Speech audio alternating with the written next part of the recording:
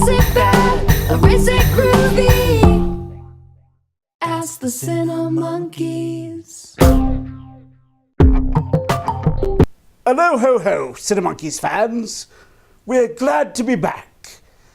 We'd like to offer a really solid excuse for our brief hiatus, but, well, the truth is, we saw John Krasinski's A Quiet Place, and we were so frightened we couldn't speak for weeks.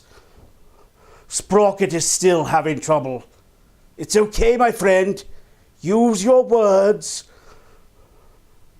But we're back talking again, just in time to review the first of this year's big summer movies, because apparently summer now starts on April 27th.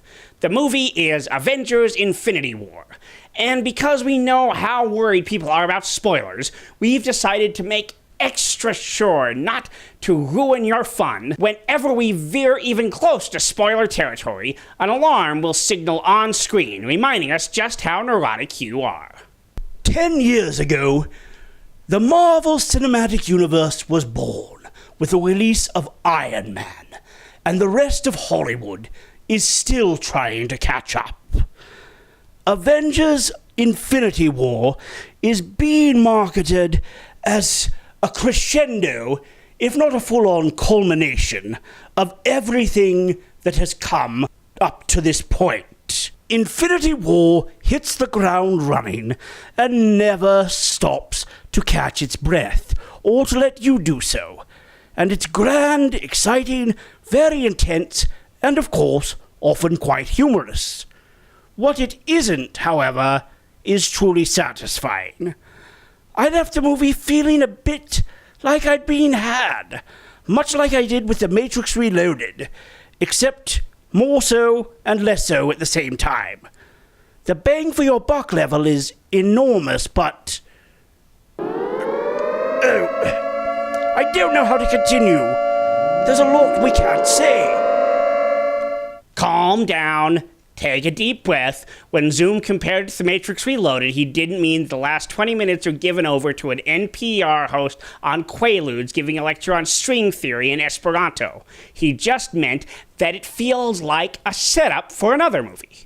Now, what we can tell you is that it's great to see all of the characters we love sharing the screen, and the various storylines and characters connect pretty seamlessly, in the sense that bringing the Guardians of the Galaxy and the Avengers together feels surprisingly natural, and there's great interplay between the cast, with Robert Downey Jr. and Benedict Cumberbatch's dueling Sherlocks being a real highlight. Unfortunately, there's not... I can't say that. But there just isn't any. None. Not any, if you could believe that. Yes, not only that, but the other thing, too. I mean, really. It's almost as if... I can't say that either. But if I could, I'd say it until the cows come home. And the point still stands. The action and the sheer sense of scale are quite breathtaking, and the feeling that the fate of the universe hangs in the balance is achieved nicely. Thanos, as portrayed by Josh Brolin, finally becomes a complicated and very imposing character, and it's a triumph of mocap acting. And the complex relationship between Thanos and his adopted daughters, Gamora and Nebula, is, well, quite frankly, the most gripping part of the film. It certainly is, and yet... Well, Tom Holland's Spider-Man is a joy, and Chris Hemsworth is awesome-dacious, building on the progression of his character in Thor Ragnarok, but going in a very different direction. If only...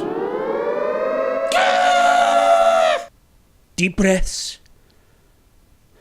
Look, what it comes down to is this. It's big, it's fun, it's worth your money. But there are certain expectations that are not even close to being met in this film.